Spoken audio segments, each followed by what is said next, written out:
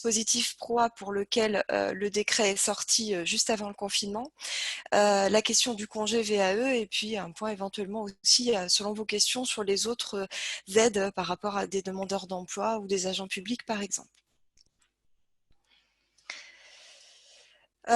Déjà en guise d'introduction, mais ça va être très bref, un point de rappel sur l'évolution de l'environnement. On est vraiment sur un nouvel écosystème de la formation. Les choses ont quand même été largement bouleversées depuis 2018 et on est encore sur ce bouleversement et on va en connaître d'autres. Si vous suivez l'actualité, on nous annonce, alors on vient de valider un plan de sauvetage en quelque sorte de l'apprentissage, un plan de relance de l'apprentissage, et puis on attend un plan plutôt axé sur la formation continue pour le mois de septembre. Il y a des négociations qui sont déjà en cours au niveau du ministère du Travail avec les organisations syndicales et les organisations patronales. Donc en fait, on est sur des mutations quasi constantes du système qui touchent tout l'environnement de la formation, y compris la VAE. Donc ce qui a beaucoup perturbé les curseurs depuis la loi LCAP 2018, c'est déjà les changements d'acteurs. Donc je vais reprendre très rapidement là-dessus avant de vraiment se centrer sur le sujet de la VAE. Donc vous savez qu'on est sur une gouvernance qui est complètement retravaillée avec un pilotage nouveau qui se fait au niveau national par le biais de France Compétences. Donc France Compétences qui existe de façon effective depuis janvier 2019. Je vous rappelle que c'est une instance publique qui est composée de 5 collèges. Un collège représentant l'État avec les différents ministères, enfin, les grands ministères qui ont une action particulière par rapport à la formation, avec un collège qui représente les régions, un collège qui représente les syndicats de salariés, un autre sur les organisations patronales, et puis un collège d'experts avec des casquettes particulières par rapport à la formation. Donc, pourquoi je cite France Compétences aujourd'hui par rapport à la VAE? Tout simplement parce que c'est non seulement le chef d'orchestre global du nouveau système, mais c'est aussi aujourd'hui le pilote de la certification professionnelle, d'où le lien avec la validation des acquis de l'expérience, puisque tout le système de certification professionnelle a été revu du fait de la loi LCAP et surtout du fait de ses mesures d'application. Et puis aujourd'hui, c'est la commission de la certification professionnelle au sein de France Compétences qui est chargé des enregistrements à la fois au RNCP et au répertoire spécifique. Je rappelle que le répertoire spécifique a pris le pas sur l'ancien inventaire qui globalise toutes les certifications qui n'ont pas un niveau, qui sont dites sans niveau spécifique et qui sont sur des compétences transversales. Donc la VAE touche plutôt l'autre volet, le RNCP, puisque l'objectif c'est de viser une certification enregistrée au RNCP. Il faut savoir qu'aujourd'hui, les critères d'enregistrement au RNCP sont beaucoup plus durs, les dossiers sont plus longs à monter et tous les certificateurs sont impactés par cette réforme de la certification. Donc ça a du lien aussi avec les possibilités qui sont ouvertes sur telle ou telle certification. À côté de ce pilote ou chef d'orchestre de la gouvernance, on a d'autres opérateurs qui ont changé dans votre environnement également. Donc on a à la place des organismes paritaires collecteurs agréés des OPCA, des OPCO, des opérateurs de compétences, qui viennent en accompagnement des branches professionnelles et des entreprises. Alors je les cite aujourd'hui aussi puisque ils peuvent avoir un rôle par rapport à la validation des acquis de l'expérience, on le verra, notamment sur les mesures liées aux circonstances exceptionnelles de la crise sanitaire. Et puis ils ont aussi un rôle par rapport à l'accompagnement des branches sur la certification. Ils ont un rôle d'expertise, notamment pour aider les branches dans le cadre du dépôt des certificats de qualification professionnelle, des CQP.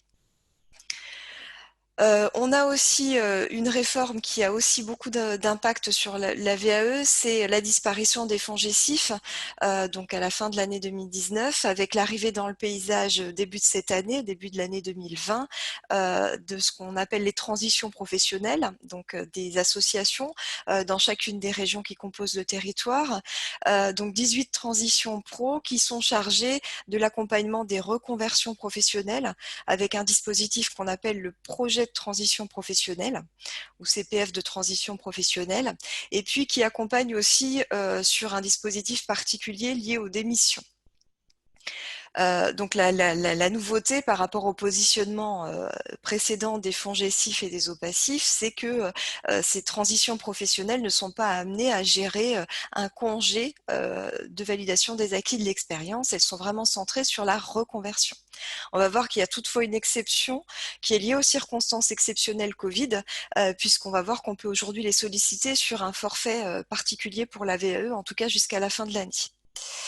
Et puis, on a une association paritaire interprofessionnelle qui s'est recréée au niveau national, qui s'appelle CertifPro, pour gérer notamment le certificat CLEA sur le socle de compétences et de connaissances, tout simplement lié à la disparition de l'instance qu'on appelait le COPANEF, qui était chargé de la promotion et de la validation des certificats au niveau national.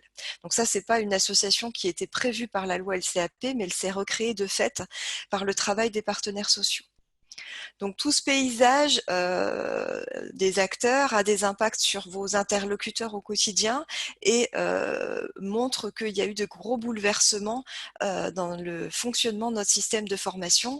Et ces bouleversements, ils ont commencé, on va dire, début 2019 avec la mise en œuvre de la loi LCAP.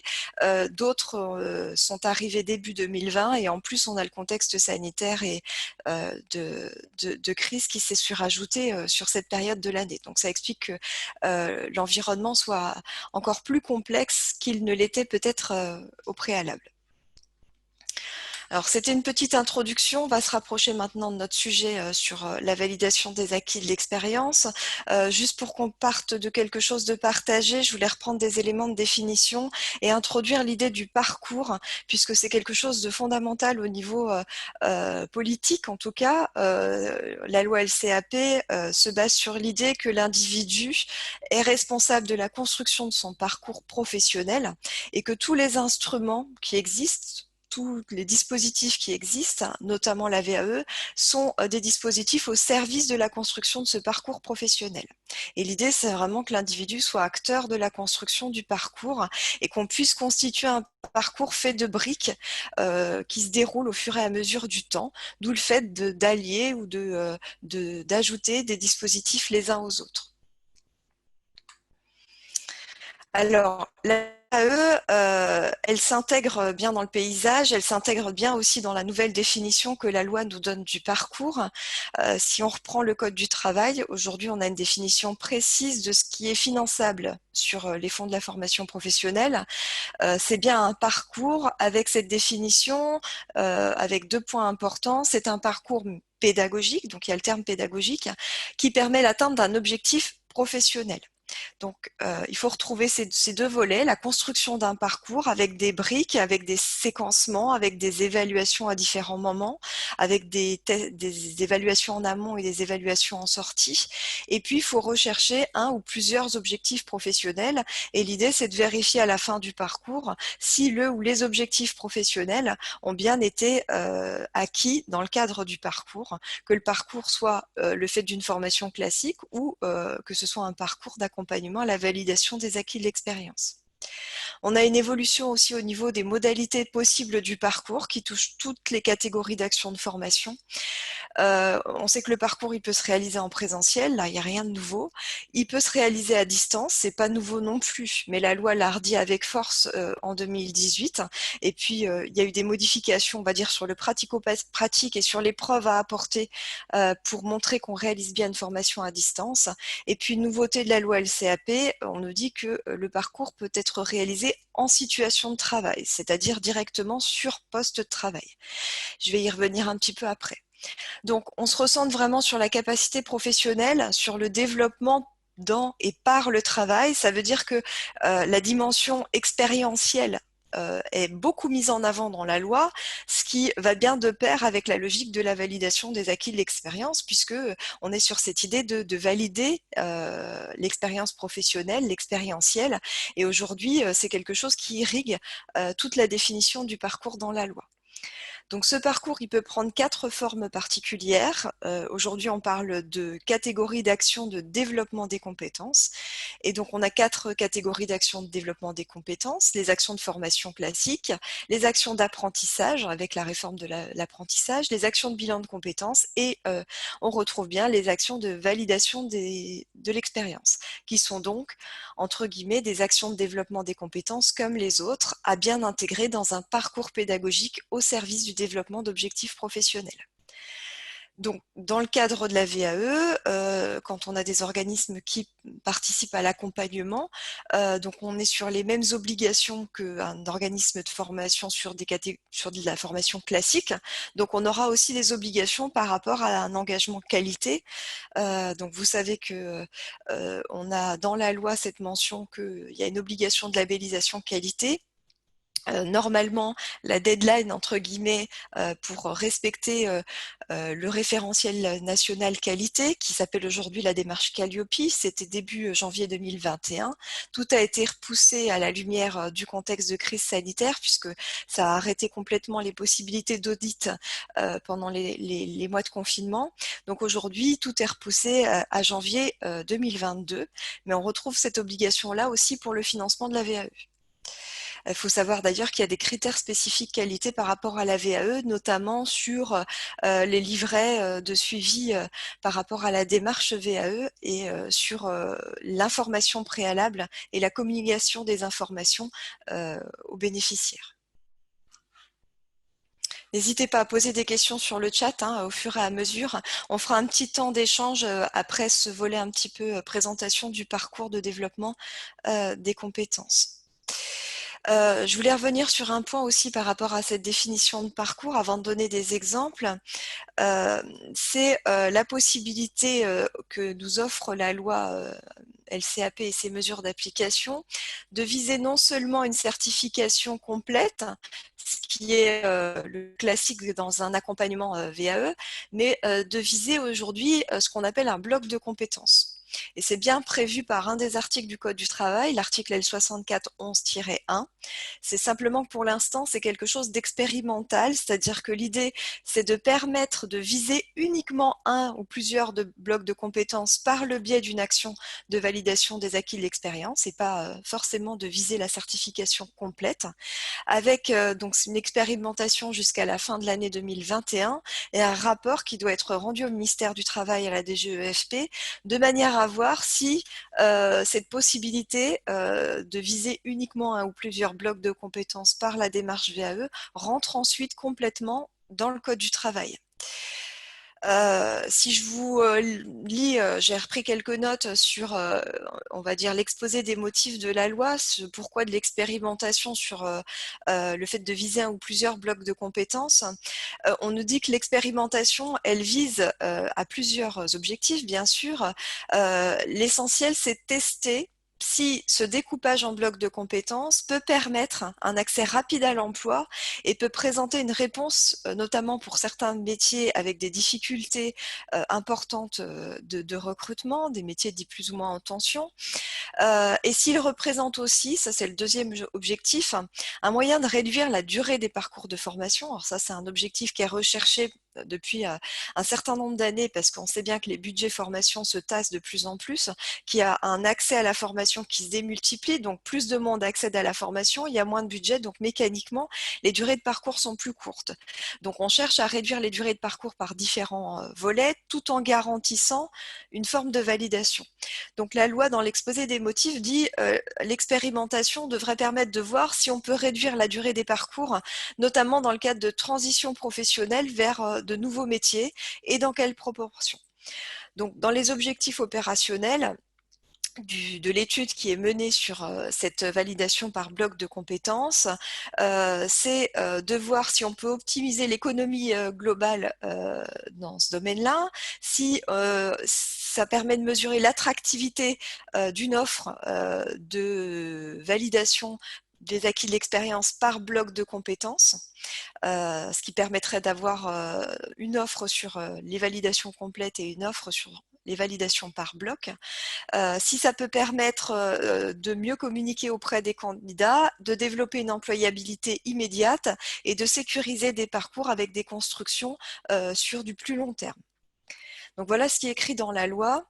Tout ça se base sur toute la doctrine que développe France Compétences au niveau de la certification. Je vous ai mis un lien hypertexte dans le support, hein, vous pourrez aller voir. France Compétences a beaucoup écrit sur la certification et il y a notamment une note très précise sur les blocs de compétences qui reprend la définition des blocs de compétences et les attentes, on va dire nationales, par rapport à cette thématique et sur en fait l'évolution du système de certification professionnelle. Hein. L'idée, c'est qu'il y ait moins de certifications en France, qu'il y ait beaucoup plus de passerelles entre des certifications différentes, de certificateurs différents, et que les blocs de compétences soient justement un instrument au service de ces équivalences et de ces passerelles entre les différentes certifications professionnelles. Alors, pour l'instant, c'est difficile d'avoir du recul sur cette expérimentation puisqu'il y a très peu de choses qui sont publiées, il y a peu de chiffres qui remontent. Et puis, il y a des positionnements des certificateurs qui sont quand même relativement différents sur la question des blocs de compétences. Le bloc de compétences, c'est l'idée qu'on a un ensemble homogène d'activités, un ensemble cohérent d'activités professionnelles qui peut être séparé de la certification complète et qui peut être mesuré et évalué en tant que tel. Le problème, c'est que tous les certificateurs ne considèrent pas que chacune des parties de leur diplôme, de leur certificat, de leur titre est un bloc de compétences. Donc, il y a des découpages qui peuvent être variables d'un certificateur à un autre. J'ai pris deux exemples. Parmi les certifications où il y a le plus de préparation en termes d'accompagnement VAE, les diplômes de l'éducation nationale et puis les titres du ministère du Travail. Donc, pour l'éducation nationale, le bloc de compétences, ça correspond à une unité certificative. Donc, c'est pas forcément un découpage avec un mélange formation, on va dire générale et formation professionnelle. Ça va dépendre de la certification. Normalement, vous retrouvez, et là aussi je vous ai mis des liens hypertextes dans le support, ce découpage en blocs de compétences dans les fiches RNCP des certifications qui sont aujourd'hui toutes déposées sur le site certificationprofessionnelle.fr. Si vous allez sur le site, vous allez voir, par exemple, sur le BTS Management Commercial Opérationnel, une partie avec un tableau sur les blocs de compétences. Aujourd'hui, les blocs de compétences, quand ils sont bien déposés, ils sont identifiés avec un numéro technique. On a le numéro RNCP plus le numéro du bloc, l'intitulé du bloc et les objectifs du bloc de compétences. C'est une obligation aujourd'hui puisque de toute façon, les certificateurs ne peuvent plus déposer ou renouveler sans découpage de leur certification en bloc de compétences. Donc il y a un gros toilettage qui est en cours au niveau du RNCP. Pour d'autres certificateurs, par exemple pour le ministère du Travail, le bloc de compétences, ça va être un certificat de compétences professionnelles. Et là, on mêlera plus l'aspect compétences générales et compétences professionnelles. Par exemple, hein, sur un bloc de compétences niveau éducation nationale, on va avoir des blocs qui vont être que sur le général, par exemple que sur les langues ou que sur l'histoire-géographie, alors que sur les CCP de titre professionnel, en général, on a des ensembles qui mêlent plus les différents types de compétences. Après, on a d'autres choix qui sont faits par les autres certificateurs et on a plus ou moins d'avance ou plus ou moins de retard dans les dépôts et dans les toilettages au niveau du RNCP. Par exemple, sur le ministère des Sports, il y a encore beaucoup de certifications qui ne sont pas déposées avec la constitution en bloc de compétences au niveau du RNCP. Ce qui empêche du coup la possibilité de financer le bloc de compétences ou de mener un accompagnement sur cette partie identifiée de la certification. Donc c'est quelque chose qui est vraiment en devenir, mais quand on regarde le volet politique de la loi, c'est vraiment cette idée de parcours visant une partie de certification par la VAE et ensuite peut-être une formation entre guillemets classique par un autre dispositif, vraiment le cœur du projet politique. Alors justement, cette logique de parcours, on va essayer de l'illustrer par des exemples que je vais prendre là avec l'idée de parcours que je reprendrai à la fin du diaporama avec des exemples possibles de financement. Deux exemples de parcours que vous pourriez retrouver. Je pense que vous avez plein d'exemples en tête. Donc l'exemple de Kevin qui est entré sur un dispositif région en amont de la qualification, qui a pu obtenir dans ce cadre-là un bloc de compétences mathématiques sur un diplôme, qui sort du dispositif, qui peut-être recherche un emploi pendant un certain temps, mais qui ne trouve pas, qui se retrouve finalement sur un dispositif autre financé par un autre financeur, sur une formation qualifiante CAP électricien, qui donc va viser le CAP électricien, mais qui ne va pas l'obtenir en totalité, qui va obtenir de nouveau un bloc de compétences différent, et qui pourrait du coup, après avoir donc s'être inséré sur le marché du travail dans une entreprise, avoir fait un certain nombre de choses, pouvoir entamer quelques années plus tard avec une expérience acquise, au moins un an d'expérience, une démarche de validation des acquis de l'expérience sur les blocs manquants afin de valider la complétude du CAP électricien. C'est un exemple, hein. Exemple complètement fictif. Après, il faut travailler quels sont les dispositifs de financement qu'on peut attacher à chaque niveau. Un autre exemple, le parcours de Nadia, qui est sortie de formation avec un CAP, de formation initiale avec un CAP, qui cherche un emploi, qui a des compétences qui paraissent un peu décalées par rapport à ce que recherchent les employeurs sur le territoire où elle habite, qui va pouvoir faire une formation courte sur un bloc de compétences uniquement dans le cadre d'un financement, qui va obtenir ce bloc de compétences, qui du coup va commencer à travailler, même chose, l'idée c'est qu'elle travaille pendant un certain temps, ça permet d'acquérir des droits à la formation, ça permet d'acquérir de l'expérience et du coup après on peut utiliser un certain nombre de dispositifs de financement pour entrer dans une démarche de validation des acquis de l'expérience et l'idée serait là d'obtenir le baccalauréat professionnel en se servant à la fois des acquis et puis d'un premier bloc de compétences acquis au préalable. Donc là, c'est juste pour identifier cette idée de parcours avec un découpage fin par bloc de compétences qui n'équivaut pas forcément à un séquencement pédagogique en termes de modules de formation, hein. Après, ça veut dire qu'il faut avoir un raisonnement autour du passeport formation compétences et puis avoir la trace du suivi du parcours de la personne pour reconstituer au mieux et pouvoir l'orienter vers quelque chose qui lui permettrait d'aller vers une validation complète à un moment donné. Après, toute chose égale par ailleurs, il y a des dispositifs de financement qui vont s'ouvrir dans certaines hypothèses et pas dans d'autres parce que le profil de la personne, sa situation par rapport à l'emploi, son âge, etc., etc., vont jouer sur qu'est-ce qui va être possible de faire en termes de financement. C'est ce qu'on va voir après. Donc voilà des exemples de parcours, on les reprendra après sur le volet financement, puis on pourra échanger sur ce volet-là ensuite. Juste un petit point avant d'ouvrir un temps de questions, je voulais faire le point, toujours par rapport à cette définition de parcours, sur un point particulier, parce qu'il y a souvent des interrogations entre la VAE, la démarche VAE et l'action de formation en situation de travail. Donc c'est une petite incise par rapport à la définition. Sur l'action de formation en situation de travail, parce qu'on fait beaucoup le lien entre les deux. C'est vrai qu'il y a beaucoup de liens entre les deux approches, mais ce sont quand même deux choses fondamentalement différentes. Et l'intérêt, c'est d'essayer de voir ensemble les points communs et les différences entre ce qu'on appelle l'AFEST, au sens de la modalité qui est aujourd'hui reconnue dans le Code du travail, et un dispositif que vous pouvez mettre en place dans l'accompagnement avec les personnes que vous accueillez de validation des acquis de l'expérience. Alors, je vais reprendre la définition de la FEST et puis après essayer de mettre en lumière ce qu'il y a de comparable avec la VAE et ce qu'il y a de fondamentalement différent. Puis après, on prend un temps d'échange où vous pourrez rallumer vos micros et on reprendra les questions du chat. Donc, au niveau de la FEST, il y a 4 conditions qui ont été posées par le Code du travail dans un décret. Vous reprenez les 4 briques du schéma. Donc, la FEST, c'est déjà une analyse de l'activité du travail. Donc, c'est nécessaire qu'il y ait une analyse du travail réel et pas du travail prescrit ou du travail modélisé. C'est-à-dire qu'il faut vraiment aller en entreprise pour partir de la situation de travail et pour pouvoir après aménager là où les situations de travail à des fins pédagogiques.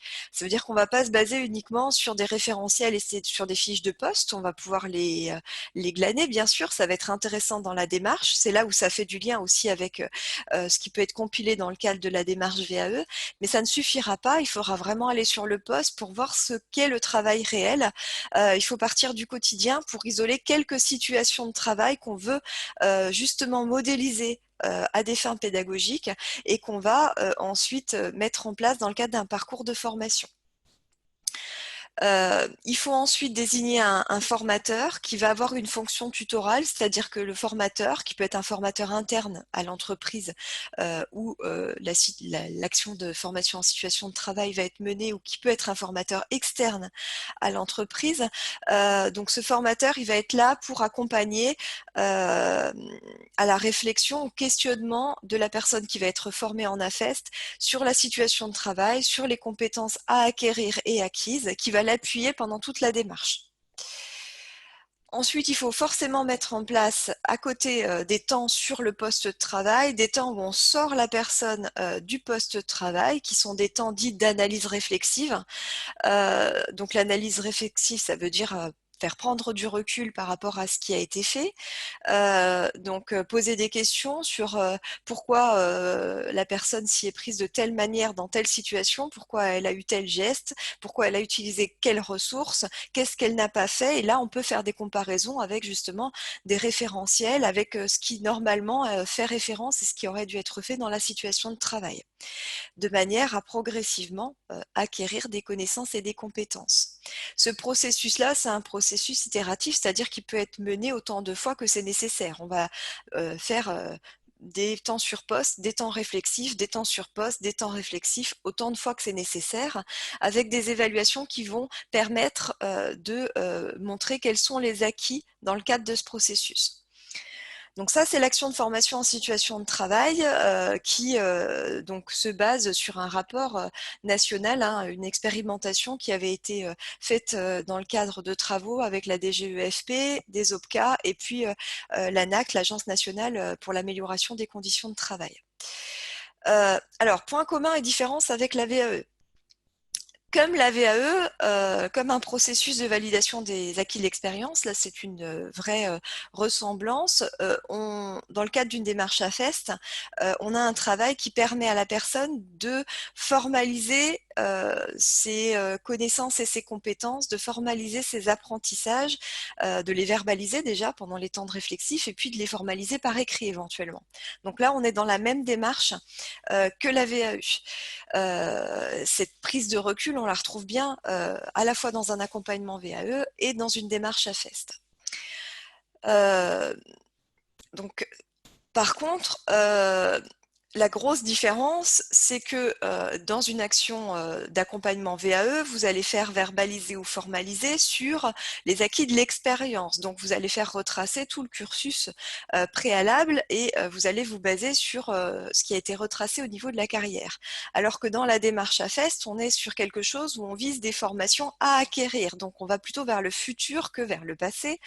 Et on est dans l'analyse de ce qui est fait là sur le poste pendant l'action de formation en situation de travail, ce qui reste à acquérir, et puis on avance chemin faisant. Donc on est plus tourné vers la situation de travail à l'instant T et ce qui va être acquis par la suite par le biais de la formation en action de formation en situation de travail. Alors que sur la VAE, on regarde ce qui a été acquis dans le cadre de l'expérience professionnelle, donc finalement ce qui a été acquis dans le cadre de la carrière en amont. Donc ça, c'est une vraie différence. On n'est pas sur un processus d'apprentissage avec la VAE, alors qu'on est sur un processus d'apprentissage avec cette modalité particulière qu'est l'action de formation en situation de travail. C'est ça la différence essentielle, hein, c'est quelles compétences on valorise. Soit c'est des compétences qu'on a déjà, soit c'est des compétences qu'on est en train d'acquérir. Par contre, le caractère vraiment intéressant c'est le fait que si vous avez un parcours de formation qui est monté avec un financement dans le cadre de l'utilisation de cette modalité qui est la FEST, ça doit favoriser ensuite le passage à un accompagnement VAE. C'est-à-dire que le travail de la FEST, s'il est bien fait, permet de formaliser beaucoup de choses sur les compétences et les apprentissages. Ça permet à la personne de prendre du recul. Ça permet d'identifier le lien entre ses connaissances et des référentiels, notamment des référentiels de certification. Et du coup, on peut se servir de ce travail ensuite dans le cadre d'une action autre qui sera montée sur un autre dispositif, par exemple sur une action avec le compte personnel de formation pour un accompagnement VAE. Donc l'accompagnement VAE post-action à FEST devrait trouver tout son sens et devrait se retrouver facilité par l'approche qui est quand même relativement comparable. Mais par contre, on ne va pas faire d'accompagnement VAE en AFEST puisque c'est une modalité complètement différente. Voilà, je voulais revenir là-dessus parce que il y a beaucoup de choses qui sont dites sur la FEST. Je vous renvoie au rapport, alors il est assez conséquent, mais il y a une synthèse qui est disponible sur le site de l'ANACT, par exemple. Je vous renvoie au rapport national sur la FEST qui donne plein d'exemples de ce que peut être la FEST en situation de travail. Il y a des exemples d'ailleurs sur notre région, hein, puisque l'expérimentation a été faite en lien avec anciennement AGFOS PME sur la région Bourgogne-Franche-Comté. Alors, je vais peut-être faire une petite pause tout de suite. On va être sur notre premier temps d'échange. On va reprendre les questions du chat s'il y en a, parce que j'ai vu passer des petits Il y en a messages. quelques-unes. Et puis, on peut aussi tenter de rouvrir les micros. Alors, je reprends parce que quand on est en partage d'écran, on n'a plus le visuel du chat. Donc, je reprends le chat en même temps. Alors, je vais essayer de reprendre les questions au fur et à mesure et puis n'hésitez pas après à lever la main puis à poser d'autres questions. Donc, on me dit le découpage obligatoire en bloc explique-t-il le classement en inactif de beaucoup de certifications? Alors, effectivement, en ce moment, vous avez dû le remarquer, si vous vous connectez sur certificationprofessionnelle.fr, il y a beaucoup de certifications en mode inactive. Ça pose d'ailleurs beaucoup de soucis de financement parce que qui dit certification inactive dit qu'on ne peut pas les faire financer par un dispositif type CPF ou plan de développement des compétences avec un financement OPCO. On ne peut pas faire de contrat d'apprentissage, on ne peut pas faire de contrat de pro, on est complètement bloqué sur le financement. Alors, inactif, ça veut dire que en fait, la certification était arrivée à son échéance, puisque toutes les certifications aujourd'hui ont une durée de vie limitée, hein, qui est de 5 ans. Alors, tout a été repoussé aussi à la lumière là, du confinement avec des décalages, hein, puisque normalement, il y a un certain nombre de mises à jour qui devaient être faites pour 2021. Il y a des délais un peu plus importants. Mais des certifications, par exemple, qui arrivaient à expiration début de l'année 2020, sont bien arrivées à expiration, donc elles sont en mode inactive. Alors, le problème, c'est qu'on n'a pas le back-office. Ça peut vouloir dire que là, elle est plus utilisable, mais il y a bien une procédure de dépôt qui est en cours. C'est juste que France Compétences n'a encore pas délibéré sur le dossier de dépôt, et donc on n'a pas la nouvelle certification avec son nouveau code. Faut savoir que le processus est long. Il est moins long peut-être que ça n'était le cas au préalable avec l'ancienne organisation, puisque France Compétences s'engage sur des délais de traitement raccourcis. Ceci étant, ils ont un gros décalage. Hein. Ils ont dû apurer au démarrage le retard qu'avait la commission précédente. Donc, le dépôt est très très long. Et tant qu'en fait, il n'y a pas une validation officielle et un vote en commission, on ne voit pas la certification passer en mode actif. J'ai des exemples en tête. Par exemple, un titre que je connais pour avoir pas mal de travaillé dessus sur le tertiaire, qui a un titre porté par le CNED et une union professionnelle, qui est le titre ASCA, assistant comptabilité. Il est arrivé à échéance l'année dernière, au mois de juillet. Hein, il avait une durée de vie jusqu'en juillet l'année dernière. Le dépôt avait été fait au mois de février et malgré ce dépôt en février, en fait en juillet, la certification est passée en mode inactif parce que la commission de France Compétences n'avait encore pas délibéré sur le dossier. Et il n'y avait pas de pièces manquantes, il y avait bien un auditeur de désigné, c'est juste que le processus était très long et finalement la certification a été validée au mois de septembre et officiellement réactivée au mois d'octobre. Donc, il y a cette problématique de longueur. Alors, ce qui peut expliquer le pourquoi des problèmes, donc c'est les délais de traitement qui sont très longs. Ensuite, c'est les critères de dépôt. Hein. Il y a beaucoup plus d'exigences de la part de France Compétences. Donc, une des exigences qui pose problème, effectivement, c'est le découpage en blocs de compétences.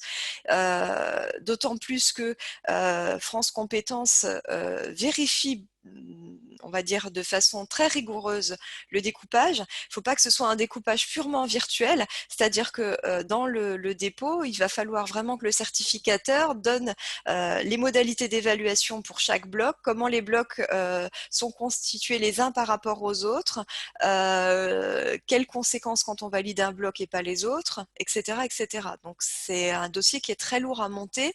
Et puis, il ne faut pas que le bloc soit trop transversal, il faut qu'il reste spécifique à la certification professionnelle. Par exemple, moi j'ai suivi des dossiers d'enregistrement où on avait des blocs autour, on va dire, de la compétence numérique qui sont aucunement spécifiques à une certification, qui existaient et qui avaient été enregistrés comme des blocs dans l'ancien système et qui aujourd'hui ne passent plus. Il faut vraiment que les blocs déposés soient propres à la certification professionnelle, bien corrélés au niveau, évaluables séparément avec des compétences associées. Donc ça, c'est relativement compliqué. Puis après, il y a des problèmes aussi de chiffres, puisque dans les critères, il faut aussi avoir le nombre de cohortes suffisantes. Il faut pouvoir remonter suffisamment de chiffres et d'éléments sur l'insertion professionnelle. Il faut que les référentiels d'activité soient bien constitués. On a vraiment aujourd'hui une commission avec des auditeurs qui sont très vigilants sur tous les critères d'enregistrement, ce qui explique déjà un certain engorgement et puis une sorte de filtre plus important qu'on a connu par le passé. Donc, il faut s'attendre à ce qu'il y ait un certain nombre de certifications qui restent peut-être en mode inactif un certain temps. Autre question, est-ce que des blocs de compétences vont réellement être consacrés à des matières générales ou plutôt sur de la connaissance que de la compétence? Est-ce que ça veut dire que la VAE s'élargit et qu'elle ne valide plus simplement du savoir-être professionnel? Alors effectivement, ça c'est un problème. Le problème, c'est que le Code du travail donne une définition large du bloc de compétences. On a les précisions qui sont données par France Compétences. Hein, je vous ai dit, c'est un ensemble cohérent de savoir, de connaissances et de compétences évaluables de façon séparée de la totalité de la certification et qui correspond réellement à des compétences professionnelles.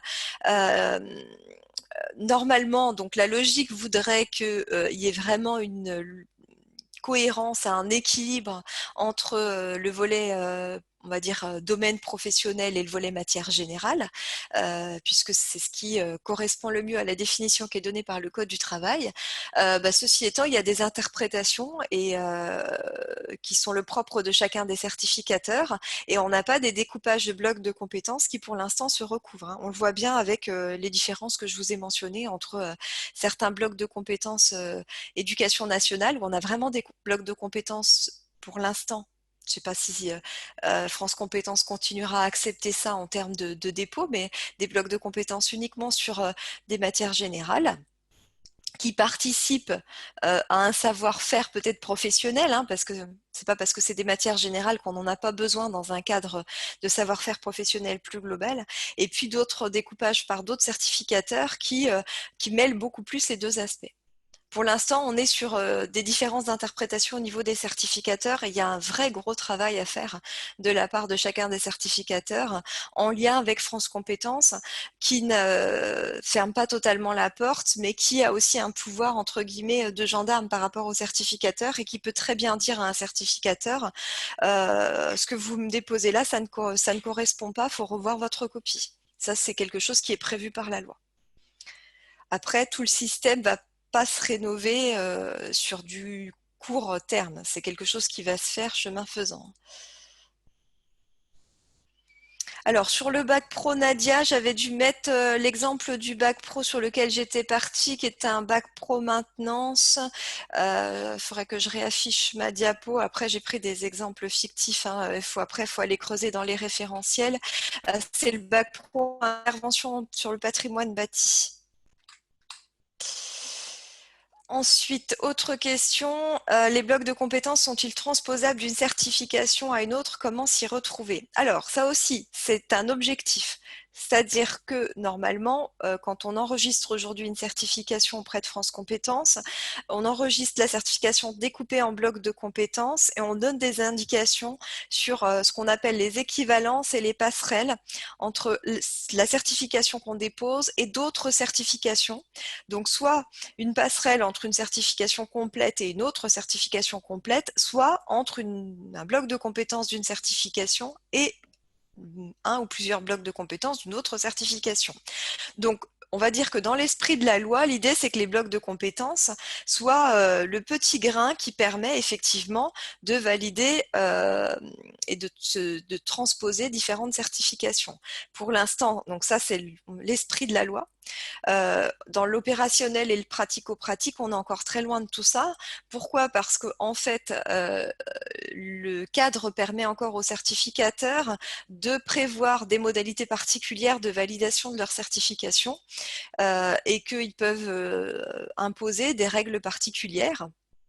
Et que pour l'instant, dans les dépôts qui se font vraiment au fil de l'eau auprès de France Compétences, ce volet passerelle équivalence, il est encore très peu apparent. Ça se voit même au niveau technique, si vous vous connectez sur France Compétences, vous allez bien voir la fiche descriptive avec les blocs de compétences, leurs numéros, leurs intitulés, leurs objectifs. Normalement, en dessous, il y a un petit paragraphe qui est prévu au niveau de la fiche sur cette question-là. Quelles passerelles, quelles équivalences? Généralement, pour l'instant, il n'est encore pas renseigné. Donc, c'est aussi quelque chose qui est, on va dire, de l'esprit de la loi, mais qui est encore peu opérationnel et qui est en cours de constitution.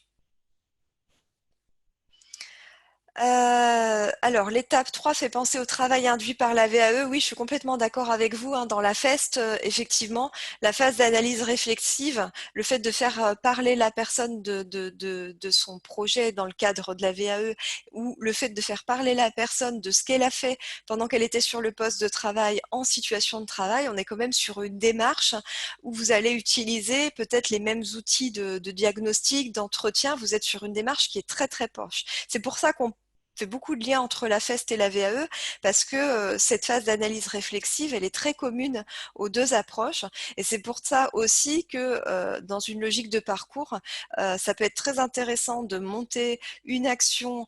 Je vais prendre un exemple, mettons que on est sur une validation de certification via le compte personnel de formation, même sur un ou plusieurs blocs de compétences, deux blocs de compétences d'un titre professionnel, par exemple, sur financement CPF. C'est possible d'inclure de l'action de formation en situation de travail dans ce cadre-là. Ça peut être monté en AFEST. Et donc, du coup, l'intérêt, c'est que le travail dans le cadre de ce parcours qui permettra l'acquisition peut-être de deux blocs de compétences à la fin, avec comme modalité l'action de formation en situation de travail, eh bien, largement permis de gagner du temps sur peut-être 3 ans plus tard, mettons, une démarche de VAE où on reprendra toute cette partie-là en creusant et puis en faisant le lien avec peut-être ce qui a été fait dans l'environnement de travail avec la reprise du travail entre le parcours 1 et puis la suite de parcours. Donc effectivement, on est sur complètement la même approche. Est-ce qu'il y a d'autres questions? On peut peut-être aussi ouvrir les micros si vous voulez poser la question de vive voix. Après, on basculera sur un volet plutôt financement. Oui, moi, j'ai Nathalie Coeur de l'AMI, j'ai plutôt une observation. Je vous En écoute. fait, en termes de validation, d'un bloc par la VAE sur un diplôme éducation nationale, ça rend pour l'instant, en tout cas, un peu compliqué un financement, par exemple, dans le cadre d'un parcours par un CPF sur un bloc non validé, parce qu'ils ne sont pas forcément physiquement organisés sous forme de modules. Et c'est plus simple par rapport au titre du ministère du Travail, par exemple. Complètement, je suis Alors, malgré le fait que, comme la présentation l'a dit, je travaille en lien avec le ministère de l'Éducation nationale, mais là, je prends ma casquette plutôt GIP sur cette intervention-là et j'interviens pas du tout au titre du certificateur. Effectivement, ça pose souci parce que ce que je disais, c'est que l'idée de bloc de compétences et l'idée de module ou séquence de formation ne se recouvrent pas, c'est pas la même chose. Et c'est plus simple en termes de financement, effectivement, d'avoir un bloc autour d'un CCP et puis d'avoir un parcours de formation qui vise le CCP. Ça va permettre de l'afficher au niveau du CPF et puis d'avoir un parcours de formation cohérent.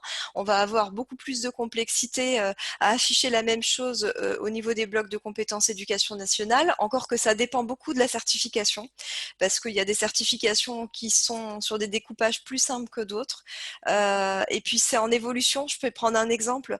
Le bac professionnel, par exemple, gestion administration, et en refonte, il va être modifié avec un nouveau référentiel en septembre. Il devient le bac pro Agora. Dans le cadre de la refonte, en fait, les blocs de compétences ont été retravaillés. Alors, il reste des blocs sur des matières générales, mais les blocs, on va dire, professionnels ressemblent beaucoup plus à des CCP de titre professionnel.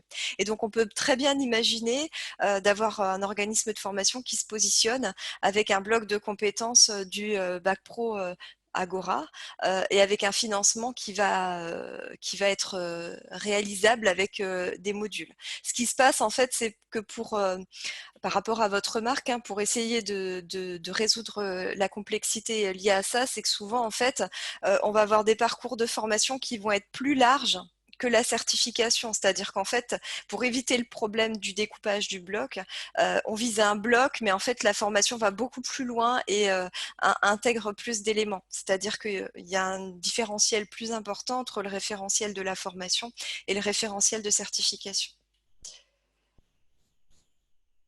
Mais je partage votre remarque.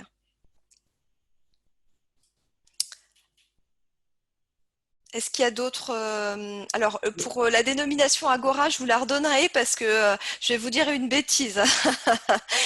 Comme il est tout nouveau, j'ai déjà en tête uniquement, et ça, c'est le problème de la déformation professionnelle, on parle que par sigle, mais je vous le redonnerai, il n'y a pas de souci. Je le mettrai dans le diaporama. D'autres questions, d'autres remarques? On Oui, s'il continue vous sur... plaît. Oui, je vous Par écoute. rapport au fait que les diplômes ont maintenant, de façon très très fixée, une durée de vie limitée à 5 ans, est-ce que ça veut dire qu'un parcours de formation qui mixerait différents dispositifs à FEST, VAE et autres doit se cadrer aussi dans cette limite de 5 ans? Alors, il y a deux choses différentes. Il y a on va dire, la durée de vie de la certification et puis la valeur du bloc de compétences. En fait, le bloc de compétences, il est acquis à la personne. Il n'a pas de durée de vie limitée. Le problème, c'est le fait de pouvoir continuer à valoriser ce bloc de compétences ensuite si la certification, entre guillemets, complète est modifiée dans le cadre du renouvellement. Après, on dit qu'elles ont une durée de vie de 5 ans, mais ça veut dire qu'il y a un renouvellement, mais il n'y a pas forcément de modification énorme du référentiel au bout des 5 ans. Donc là, ça pose pas de souci d'avoir des parcours, comme dans l'esprit du gouvernement, d'ailleurs, des parcours assez découpés avec ce que vous dites, peut-être de la FES, de la VAE, et finalement une durée bien plus longue que 5 ans pour arriver jusqu'à la certification complète. Après, c'est en fait aux certificateurs de poser les règles de fonctionnement par rapport à leur certification sur ce volet-là. C'est-à-dire qu'il faut qu'il y ait des assurances qui soient données aux futurs stagiaires sur la façon en fait dont ils vont pouvoir réutiliser ensuite le bloc de compétences. Le bloc de compétences, on peut toujours, on aura un parchemin, on aura une reconnaissance. Cette reconnaissance, elle n'a pas de durée de vie précise, elle doit pouvoir être réutilisée dans le cadre d'un processus de validation complète. On pourra toujours la réutiliser. C'est juste que s'il y a une évolution du référentiel de la certification que vous avez visée et pour laquelle vous avez eu par exemple juste le bloc de compétences 1, mettons, peut-être que le bloc de compétences 1 qui recouvrait quelque chose d'important dans la certification a un petit peu évolué dans le nouveau projet redéposé et donc peut-être qu'il y aura quelque chose de particulier au niveau de la validation du titre complet quand vous allez le repasser. Ça ne voudra pas dire tout repasser, mais il sera peut-être valorisé différemment le bloc de compétences. Vous voyez ce que je veux dire? Et ça, c'est des règles que pose chacun des certificateurs. On ne peut pas vous dire qu'on n'en tient pas compte parce que la certification a évolué. On va forcément reprendre le bloc de compétences parce qu'il est acquis. Par contre, il y aura peut-être une évaluation complémentaire par rapport à la validation complète. D'accord, merci. Oui, j'ai juste une petite observation, encore une fois, parce que ça me fait un peu réagir par rapport au terrain. C'est que au niveau de la VAE, on voit bien quand même une visée sur fond de, comment dire, d'économie un peu adéquationniste quand même par rapport au bloc. Et or, ce qu'on peut voir sur le terrain dans nos entretiens, c'est qu'on a quand même une demande sociale d'obtenir un diplôme. Ouais, un diplôme complet. Voilà, et un niveau, et puis que souvent pour faire une logique de parcours, il faut quand même le diplôme du dessous pour aller au diplôme du dessus, par exemple, si après on peut enchaîner sur une formation. Oui. Et puis ce qui me fait réagir aussi, c'est que sachant justement que les diplômes durent 5 ans, le temps qu'on ait fait une VAE et puis après, si on l'a pas entièrement, qu'on ait payé avec son CPF un bloc de compétences et encore, comme de toute façon le CPF, on aura bientôt vidé et qu'il va falloir quand même un certain temps pour remplir de nouveau la vanne, à coût de 500 euros par an, on va pas aller très loin, et ben la personne va courir sans arrêt après une certification, c'est un peu le risque. Oui, de toute façon, il y a un risque. Je partage le côté problématique sur le terrain de demande sociale avec des personnes pour qui, en fait, pour l'instant, et ça fait partie de ce qui est écrit dans l'expérimentation sur la VAE par rapport au bloc, un des volets, c'est aussi faire connaître le bloc de compétences, savoir ce que ça implique, parce que pour l'instant, concrètement sur le terrain, ça parle pas forcément beaucoup aux personnes qu'on rencontre, et ce qui est recherché, c'est la certification. C'est pas entre guillemets un morceau de la certification. Donc il y a ce problème-là. Ça veut dire qu'il faut que les entreprises s'en emparent aussi et que il y ait une valorisation des blocs de compétences dans les emplois, hein, vraiment au niveau de peut-être même jusqu'aux conventions collectives. Donc ça, il y a du travail à faire là-dessus. C'est pas du tout la même chose si cette idée de bloc de compétences est bien connue et valorisée en entreprise que si elle ne l'est pas. Après, on est sur des tassements de budget, c'est valable pour tout, hein, la VAE comme sur tous les dispositifs de formation, encore plus à la lumière de la crise sanitaire et puis de ce qui va être possible de faire sur la fin 2020, début 2021. Donc effectivement, après, dans l'idée de parcours qui est développée au niveau politique, il y a cette idée que la personne, chemin faisant, sur un X années, construit au fil de l'eau sa certification. Après, c'est un modèle sur lequel il n'y a pas de recul. Hein, c'est un modèle politique. Didier Andouche, là, du CIBC à Chalon. Alors, je souscris parfaitement à la remarque de Nathalie. Ce découpage, cette logique de bloc, ça paraît effectivement complexifier un peu le parcours pour plein de gens qui sont quand même dans la recherche d'une certification intégrale, ce que cherche le monde du travail également.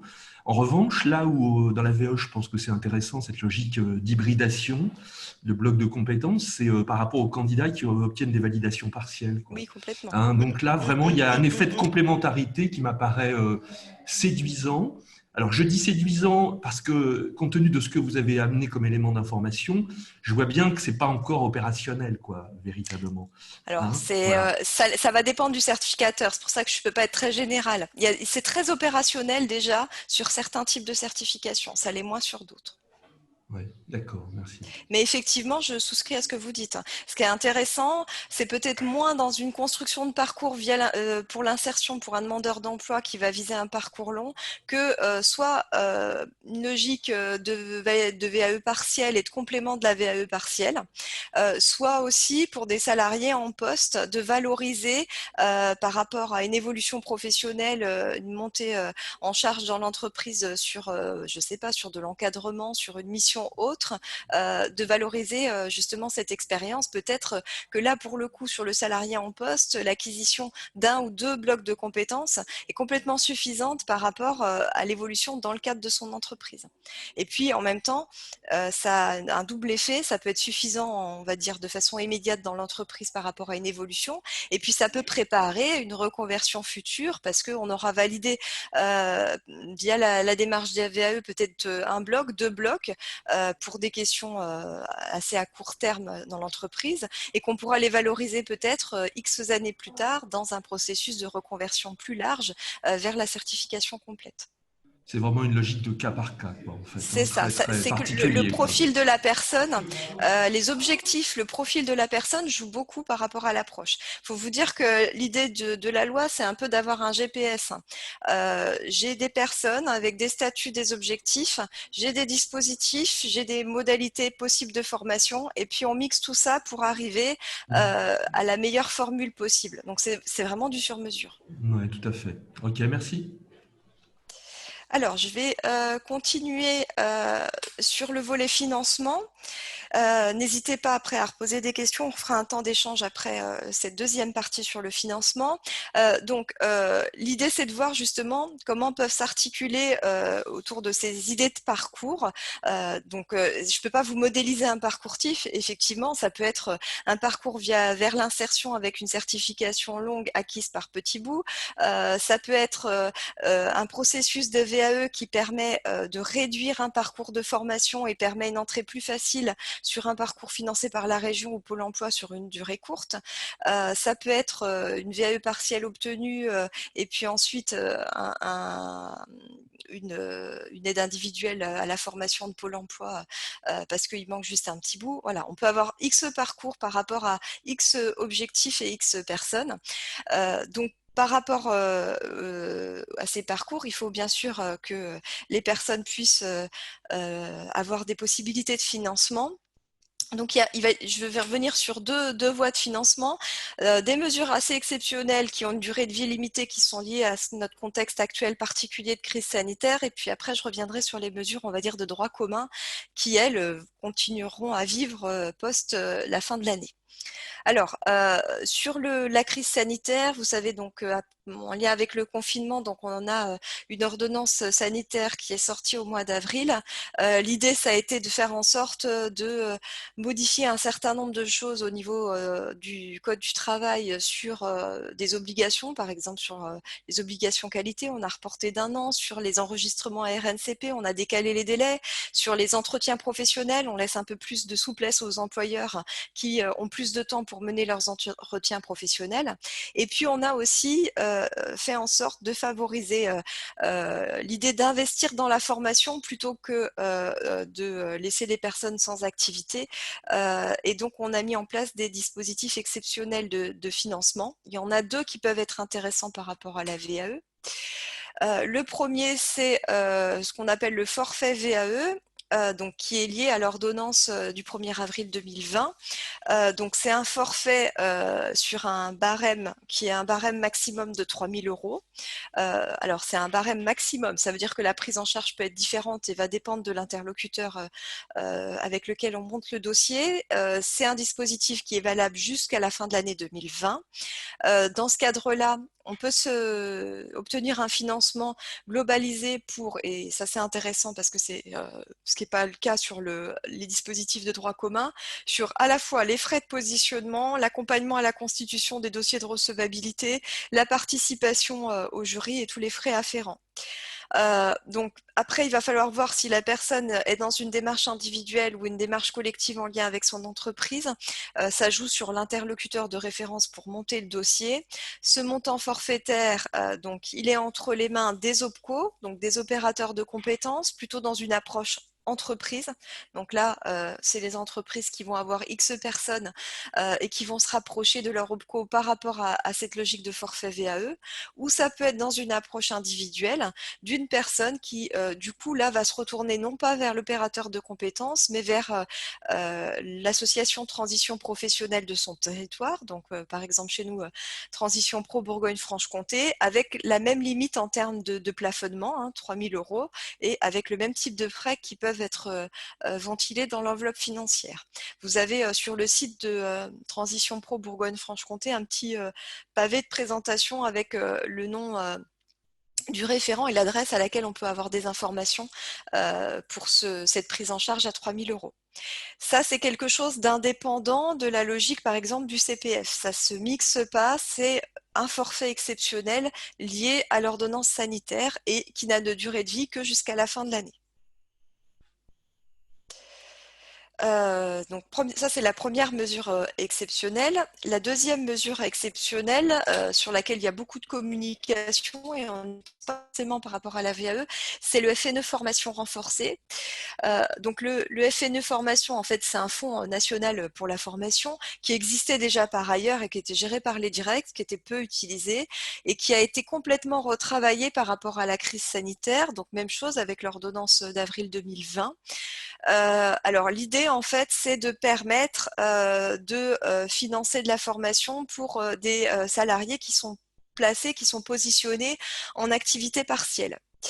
Donc c'est dans ce cadre-là que le dispositif a été mis en place par le gouvernement. Donc c'est quelque chose de très large, le FNE formation, parce que ça touche toutes les entreprises. Il n'y a pas du tout de critères de taille, comme c'est souvent le cas sur les dispositifs de financement. Pas de critères par rapport à l'environnement ou à la spécialité professionnelle. La seule chose, bien sûr, c'est qu'il faut que l'entreprise ait fait une déclaration de placement en activité partielle de la totalité ou d'une partie de son personnel auprès de la directe. D'ailleurs, il y a donc tout un dossier avec, bien sûr, une motivation par rapport à ce placement en activité partielle. C'est parce que on a la fermeture, par exemple, d'un magasin quand il y en a plusieurs, c'est fermeture d'un service, de plusieurs services. Ça peut être pas une fermeture, mais des réductions horaires liées à soit la conjoncture économique, soit des circonstances exceptionnelles. Et la crise sanitaire rentre dans la logique des circonstances exceptionnelles. Donc, ça permet de suspendre les contrats de travail des salariés qui sont concernés. Ils sont donc plus rémunérés, mais ils reçoivent une indemnité de travail partiel, alors qui était jusqu'à présent 84% de leur rémunération nette, mais qui va évoluer puisque là il y a une réforme en cours sur l'activité partielle pour changer un peu les curseurs avec le déconfinement. Et donc c'est l'employeur qui va être remboursé par ASP par rapport à l'allocation FNE formation. Ça suppose quand même, donc si on veut utiliser ce biais, c'est-à-dire faire rentrer les salariés en activité partielle en formation, il faut quand même un accord écrit du ou des salariés concernés. C'est pas possible pour les personnes qui ont un contrat d'alternance, donc apprentissage, professionnalisation. Par contre, ça peut permettre de mettre en place tout type d'action de développement des compétences, sauf les actions d'apprentissage. Donc, ça peut être de la formation comme ça peut être de la VAE. La VAE est pleinement éligible. Ça peut être pour une action à distance. Pendant le confinement, c'était uniquement pour des actions à distance. Aujourd'hui, ça peut être aussi pour des actions en présentiel depuis le 2 juin. Les seules choses qui sont exclues, mais ça ne concerne pas la VAE, c'est toutes les formations liées à la sécurité, la santé, tout ce qui touche à l'obligation générale de sécurité de l'employeur, par exemple le certificat SST, la IPR, le SIAP pour la sécurité incendie, etc. Tout ça, on ne peut pas utiliser dans le cadre du FNE formation. Donc, on peut monter un accompagnement VAE dans ce cadre-là qui sera pris en charge à 100% des coûts pédagogiques sans plafond horaire par l'État. Donc, il peut y avoir une demande de l'entreprise ou ça peut être en lien avec l'OPCO qui a conventionné avec la directe. Il y a aujourd'hui beaucoup d'opérateurs de compétences qui ont directement conventionné avec la directe pour accompagner les entreprises de leur branche professionnelle. Il n'y a pas du tout de plafond de prise en charge, mais par contre, on va dire que l'étude de dossier est variable selon le montant de l'action de formation.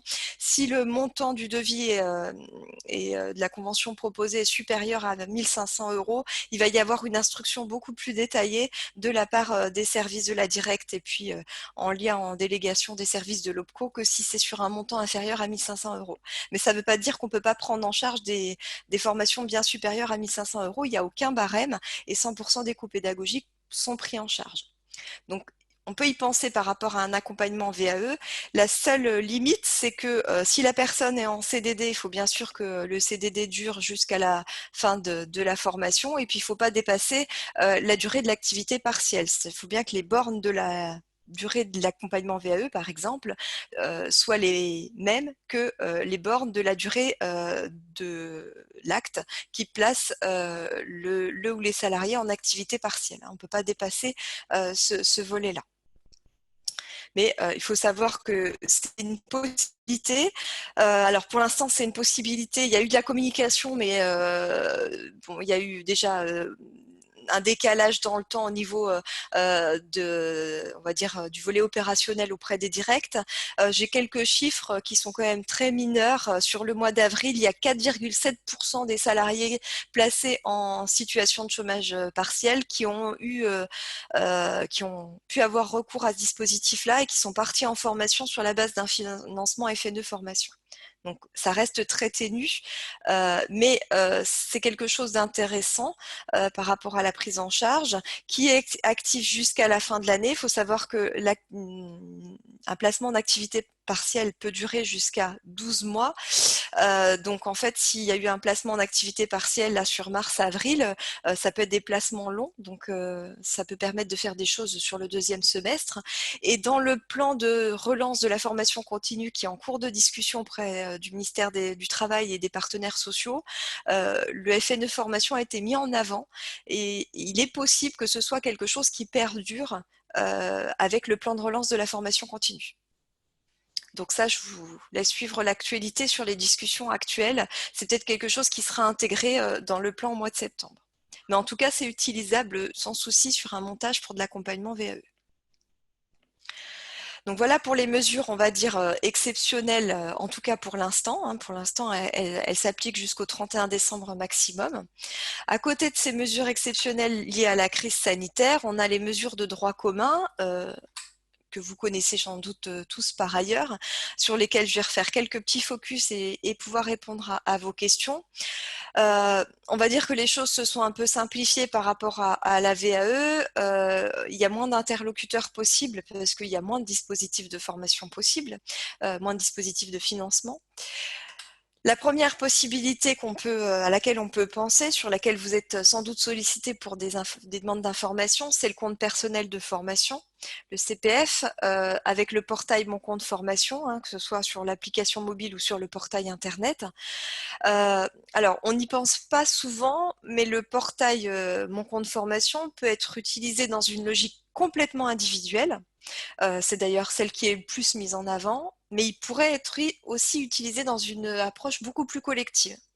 Donc, dans la démarche individuelle, on a une personne qui va prendre son smartphone ou qui va aller sur le site internet, qui a déjà, en rentrant son numéro de sécurité sociale, ses identifiants, son adresse mail, accès au compteur de ses droits acquis. Donc, elle va savoir combien elle a d'euros disponibles sur son CPF. Sachant que ces euros s'acquièrent au fur et à mesure de l'activité travaillée. Donc, on acquiert 500 euros par an jusqu'à 5000 euros ou 800 euros par an jusqu'à 8000 euros en fonction d'un certain nombre de critères. Les 800 euros, ça peut être pour des personnes qui ont une reconnaissance travailleur handicapé. C'est les personnes qui n'ont pas atteint un niveau 3, donc niveau 3 dans le nouveau barème de certification, c'est-à-dire niveau BEP, CAP de certification, ou les personnes qui travaillent dans un ESAT. On a aussi en association à ça les anciens droits DIF, droits individuels à la formation, qu'il faut bien penser à saisir sur le portail puisqu'ils ont une durée de vie limitée. Il faut les saisir avant la fin de cette année pour pouvoir continuer à les utiliser. Donc ça peut quand même faire des sommes assez importante pour des salariés déjà en poste, puisqu'ils ont leurs anciens droits DIF, plus les premiers euros CPF qui ont commencé à se créditer. Donc, on peut avoir des enveloppes financières qui sont assez intéressantes. Ces enveloppes financières par rapport au CPF ne couvrent que des frais pédagogiques. Il n'y a aucune prise en charge de la rémunération et pas de prise en charge de tout ce qui va être frais annexes, c'est-à-dire hébergement, restauration, etc. On n'est que sur du coût pédagogique au sens large. Alors, petite particularité, ce système-là n'est pas valable pour les agents publics. Je ne sais pas si vous avez beaucoup de demandes d'accompagnement VAE dans le cadre de la fonction publique. Il y a un CPF dans la fonction publique, mais qui n'est pas tout à fait le même que pour les autres personnes. Le CPF en euros est valable pour les salariés, de droit privé, pour les non-salariés, c'est-à-dire les commerçants, les artisans, les professions libérales, pour les demandeurs d'emploi. Par contre, pour les agents publics, on a bien un CPF en heures et on ne peut pas faire de demande de formation ou de préinscription en ligne sur le portail CPF. Il faut faire une demande auprès de son employeur. La démarche est complètement décalée de la plateforme. Ça, c'est la loi de transformation de la fonction publique de 2019 et un décret qui est sorti fin d'année 2019 sur le CPF dans la fonction publique qui le rappelle. Donc on a un système d'heures, donc il faut bien faire la jonction entre les deux. Et pour les personnes qui passeraient d'un statut à un autre, du public vers le privé ou du privé vers le public, on a des systèmes de conversion qui se mettent en place. C'est-à-dire que les gens qui basculent du privé vers le public partent avec leur enveloppe en euros et puis on va la diviser par 15 euros pour faire un volume horaire. Et les personnes qui sortent de la fonction publique pour aller dans le privé partent avec leur enveloppe en heures et on va aller multiplier tout par 15 euros pour avoir une enveloppe financière. Donc, ça, c'est l'utilisation, on va dire, en mode individuel. S'il y a volonté de mettre en place cet accompagnement VAE, au moins en partie sur le temps de travail, ça doit forcément s'accompagner d'une demande d'autorisation d'absence. Et c'est là qu'on bascule sur la demande de congé VAE, donc de 24 heures soit en cumulatif, soit 24 heures non consécutifs. Donc cette demande de VAE qui doit être faite au moins 60 jours avant le démarrage de l'accompagnement VAE, sachant que l'employeur a 30 jours pour répondre et qui peut reporter sur 6 mois maximum son autorisation, qui peut refuser au moment où la demande est faite pour des raisons de service. Et s'il y a autorisation, si l'employeur accepte la demande de congé VAE, ça veut dire que pour la partie de l'accompagnement VAE qui est faite sur le temps de travail, il y a maintien de la rémunération. Sinon, il ne l'autorise pas. Et on peut faire l'accompagnement VAE hors temps de travail, sans avoir à associer son employeur. Et du coup, là, on est sur l'utilisation du CPF uniquement, sans allocation particulière et uniquement la couverture des frais pédagogiques. On peut aussi éventuellement avoir une démarche collective. Dans ce cas-là, en fait, c'est une démarche de l'entreprise ou du groupe.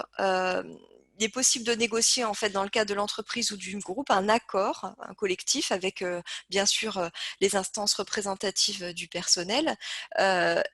Cet accord peut couvrir des actions de formation éligibles au compte personnel de formation, des actions classiques ou des actions VAE. Et l'intérêt en fait de tout ça, c'est qu'on va court-circuiter un petit peu le fonctionnement classique de l'application CPF. L'employeur va avancer les frais pédagogiques, les frais annexes éventuellement. Il va peut-être même abonder, c'est-à-dire aller plus loin que ce qu'il y aurait sur les compteurs CPF des salariés concernés.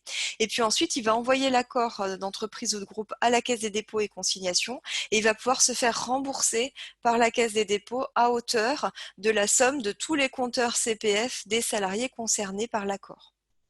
Donc, mettons qu'on accompagne 10 salariés sur une démarche de VAE collective, que c'est bien formalisé dans un accord collectif, et bien tout ce qu'il y avait sur les compteurs, sous réserve bien sûr de l'accord des salariés concernés, donc tout ce qu'il y avait en termes d'euros sur les compteurs des salariés pourra être crédité auprès de l'entreprise qui facturera directement à la Caisse des dépôts et consignations. C'est quelque chose qui va peut-être se développer de plus en plus dans le futur parce que c'est aussi une des pistes de développement dans le cadre du plan de relance de la formation continue. Développer un peu plus le lien au niveau de l'entreprise au niveau du CPF. Alors qu'au départ, on a plutôt conçu le CPF dans une approche uniquement individuelle. Donc le CPF, au niveau de l'application, je vous laisserai aller voir dans le détail. Vous pourrez aller voir, je pense que vous l'avez déjà fait, sur mon compte formation. Il y a une offre pléthorique sur l'accompagnement VAE qui est très variée en durée, en tarif, en modalité. Il y a des accompagnements à distance, des accompagnements mixtes, des accompagnements présentiels. C'est une des catégories d'actions de développement des compétences qui est pour l'instant dans le top 5 des actions de formation les plus demandées au niveau de l'application.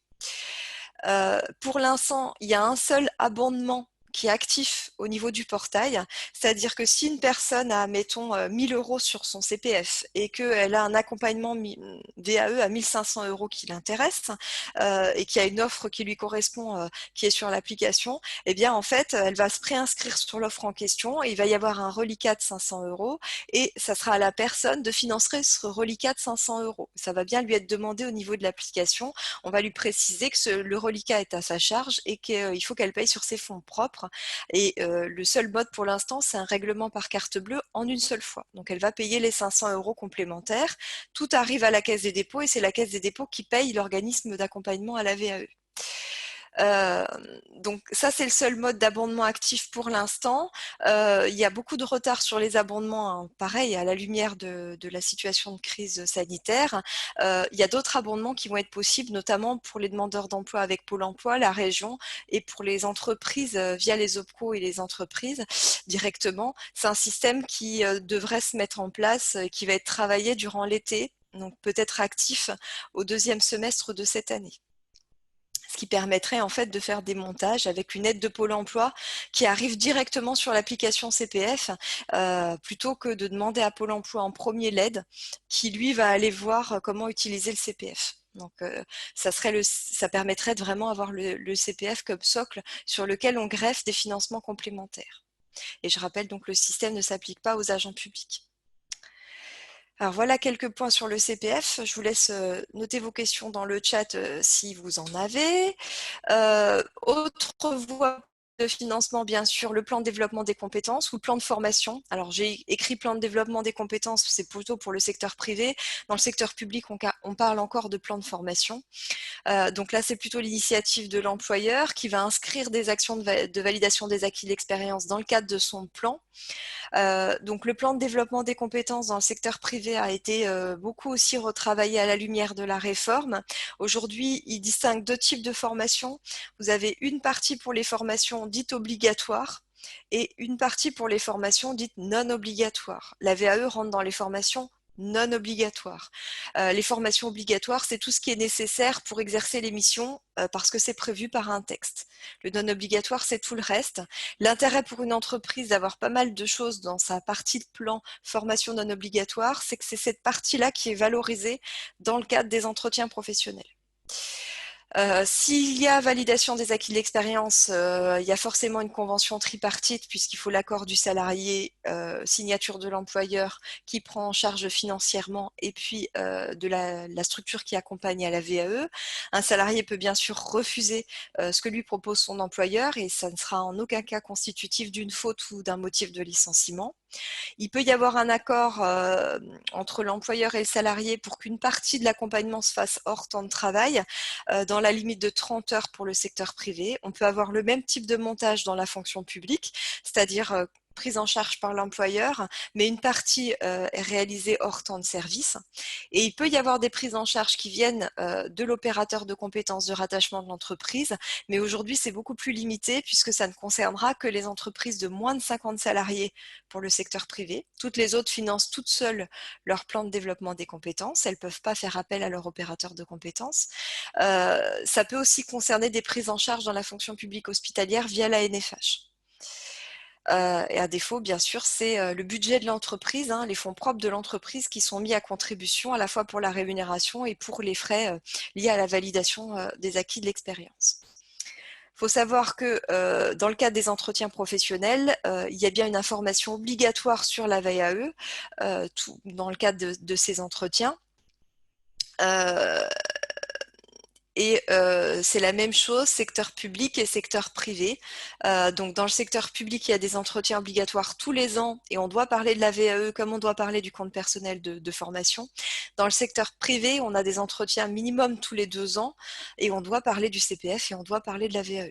De manière à ce qu'il y ait une connaissance qui s'installe au sein de l'entreprise à la fois sur les possibilités de parcours et sur les possibilités de financement. Je vois que le temps passe très vite. On va essayer de tenir le timing autour de 11 heures. Autre dispositif de financement, et après on reviendra sur cette idée de parcours, c'est le dispositif promotion et reconversion par l'alternance qu'on appelle la PROA. Alors, je vais vous donner les éléments, on va dire, du Code du travail et mettre un petit point de vigilance sur le fait que pour l'instant, c'est un dispositif qui est peu opérationnel du fait des nombreuses modifications qui ont été le fait des textes. C'est un dispositif qui a été créé par la loi LCAP, qui a été modifié par l'ordonnance Coquille de juillet 2019.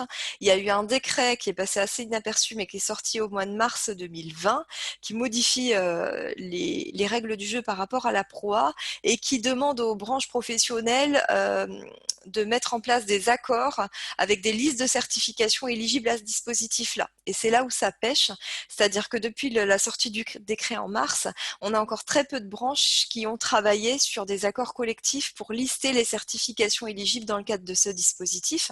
Et tant que c'est pas fait, eh bien, il ne peut pas y avoir de volet opérationnel actif sur la proa. Donc c'est là où ça devient compliqué.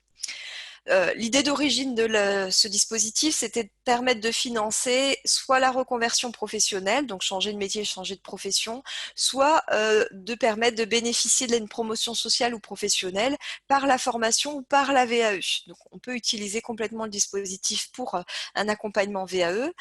On peut aussi utiliser le dispositif pour acquérir le socle de connaissances et de compétences, c'est-à-dire la certification CLEA. Alors, c'est limitatif au niveau des salariés éligibles, puisque c'est forcément des salariés en contrat à durée indéterminée, à temps complet ou à temps partiel. Ça peut être aussi des salariés placés en position de travail d'activité partielle. Il y a certaines spécificités dans le domaine du sport de haut niveau. Par contre, c'est un profil particulier puisque les salariés en question ne doivent pas avoir dépassé un certain niveau de qualification.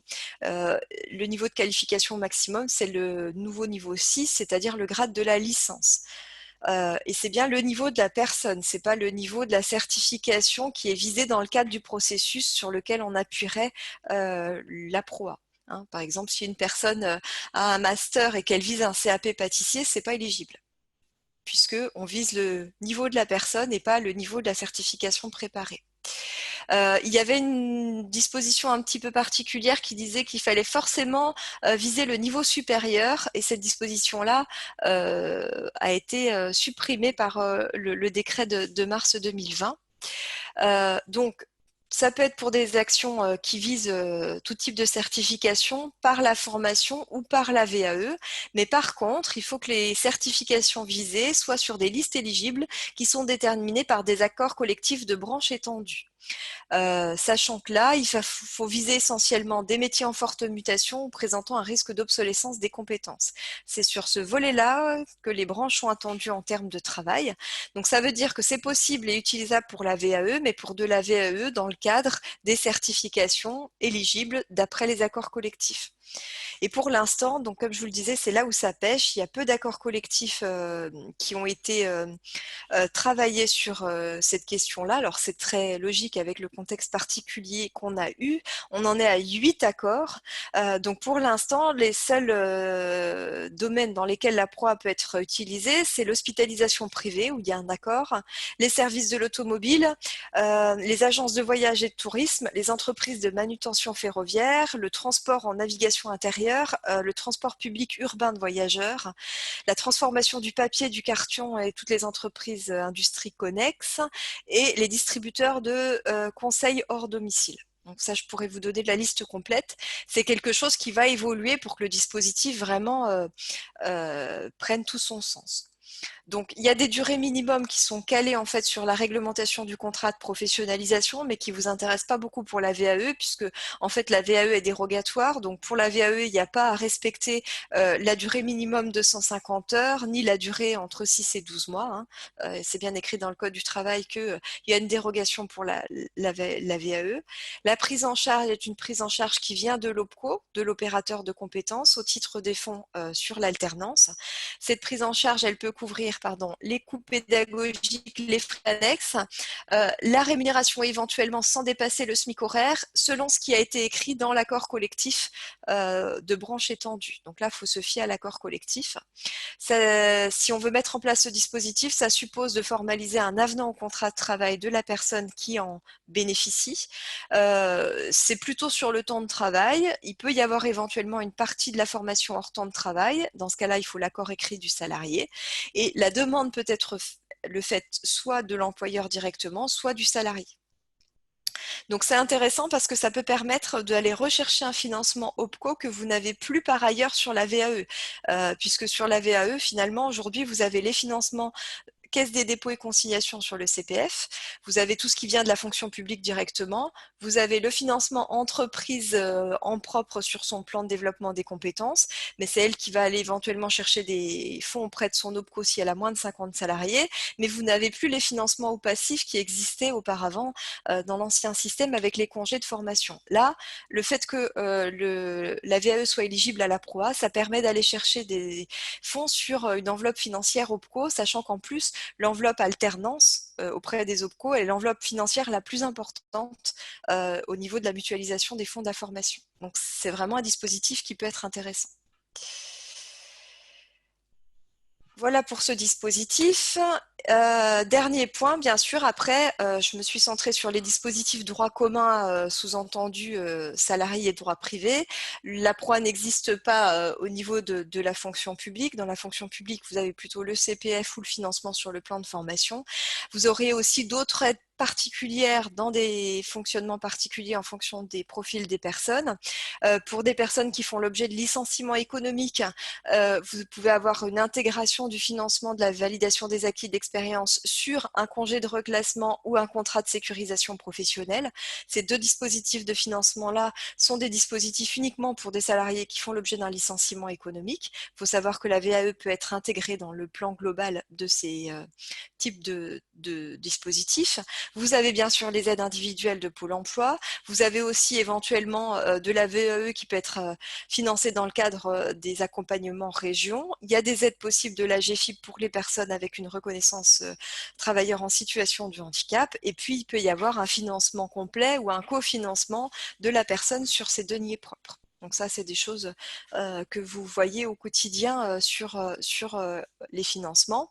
Et puis, l'idée, bien sûr, j'ai déjà dépassé mon timing, j'ai accéléré un peu le rythme, je m'en excuse, on avait dit à peu près 11 heures, donc je finis sur le parcours et puis je vous laisse la parole sur les questions.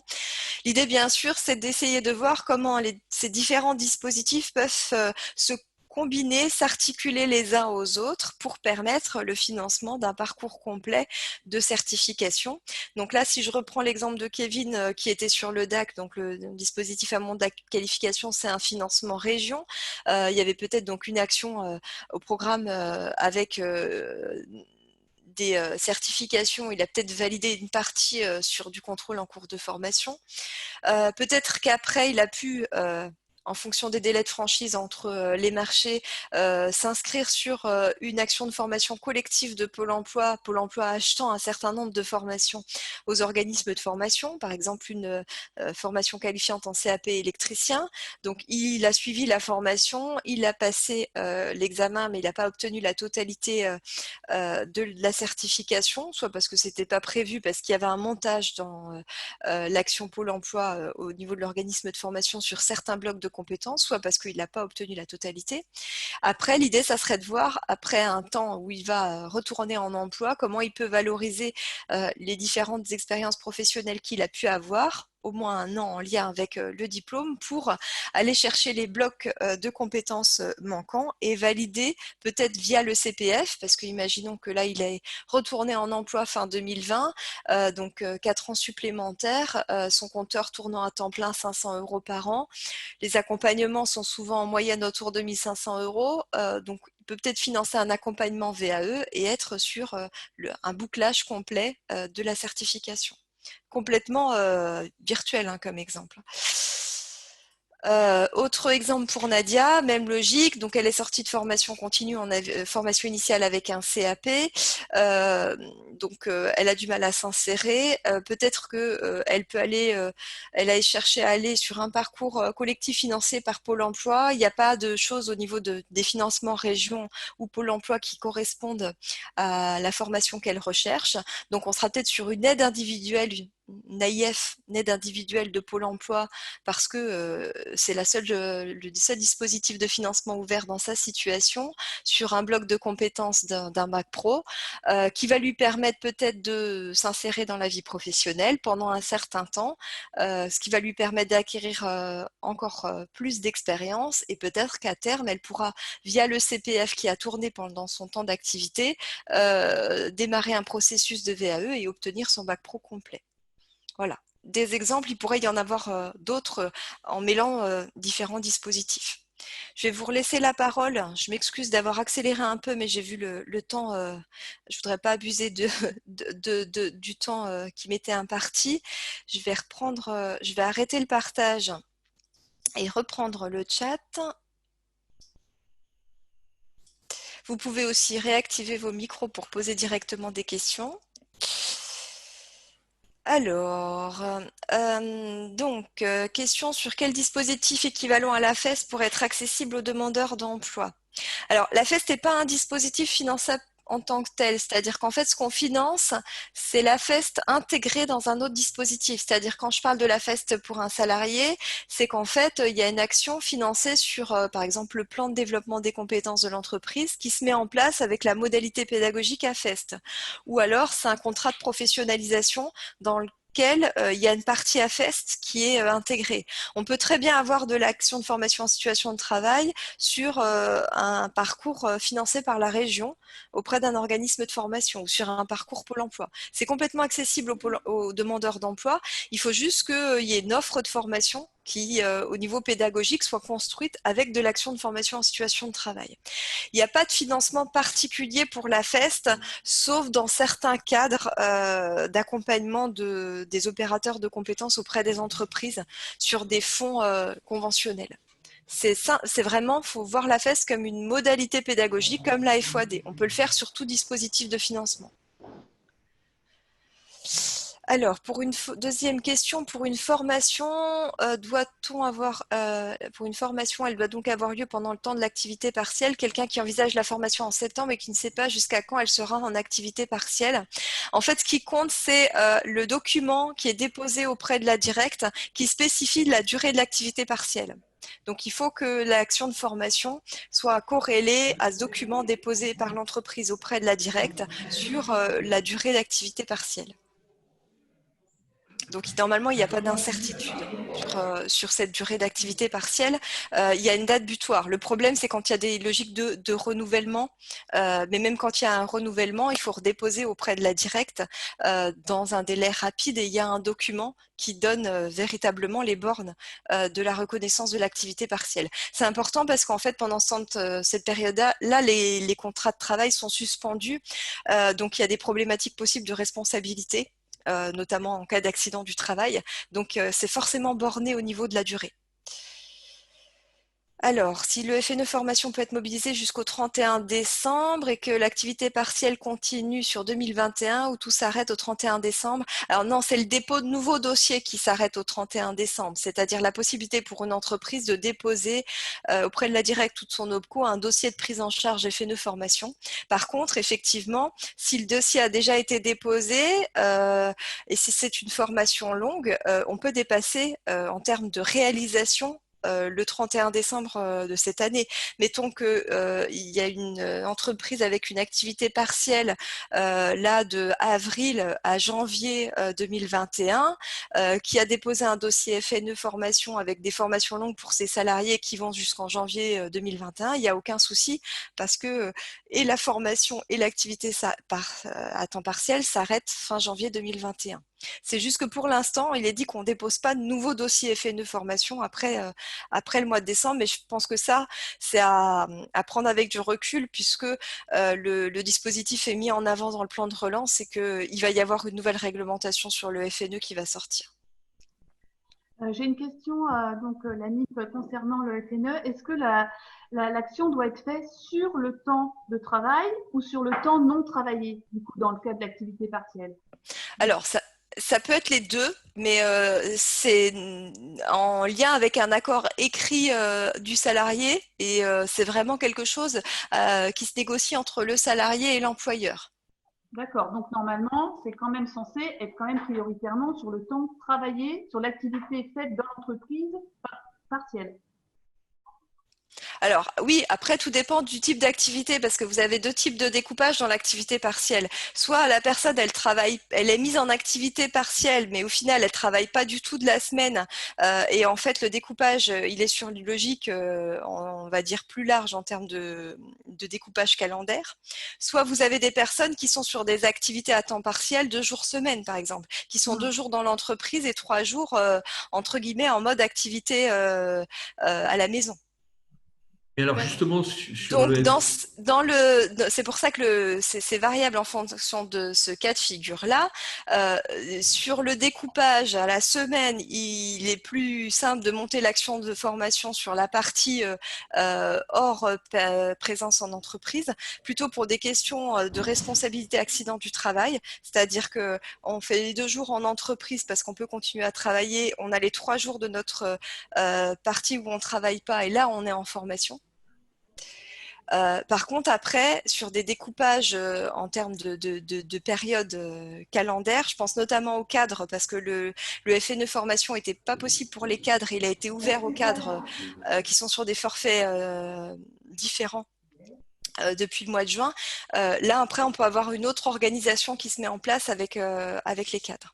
Mais sinon, le modèle le plus fréquent, c'est des découpages d'activités partielles sur une logique hebdomadaire. Et dans ce cas-là, le salarié va être en entreprise sur son poste de travail habituel sur, mettons, 2 jours et 3 jours sur le dispositif FNE formation en formation.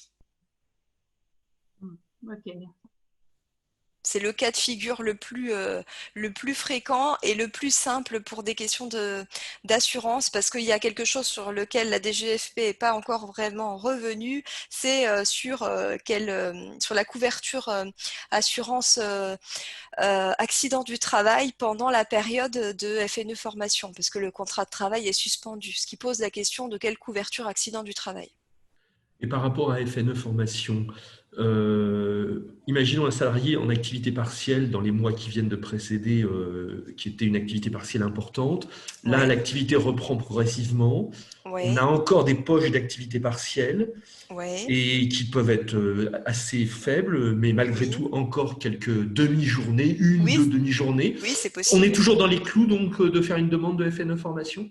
On est toujours dans les clous du moment qu'il y a bien eu la bonne démarche administrative de l'entreprise. C'est-à-dire qu'il faut bien que ce soit déclaré et que Oui, la directe ait tous les éléments de ce découpage oui. avec la durée Mm. de répartition et puis les bornes en termes de date. D'accord. Ok. Oui, Très bien. ça peut être des découpages comme ça. C'est peut-être d'ailleurs ce type de découpage-là qui va être le plus fréquent sur la fin de l'année. Ouais, je pense aussi, oui. Merci.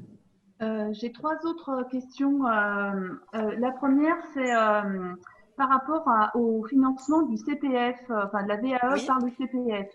Mmh. J'arrive pas à avoir une réponse très claire dans les textes. Est-ce que le CPF finance uniquement de l'accompagnement ou est-ce que le CPF peut aussi financer uniquement du jury si toutefois on a réglé le problème autrement par l'accompagnement ou que la personne ne veut pas d'accompagnement? Est-ce qu'on peut prendre que des frais de jury?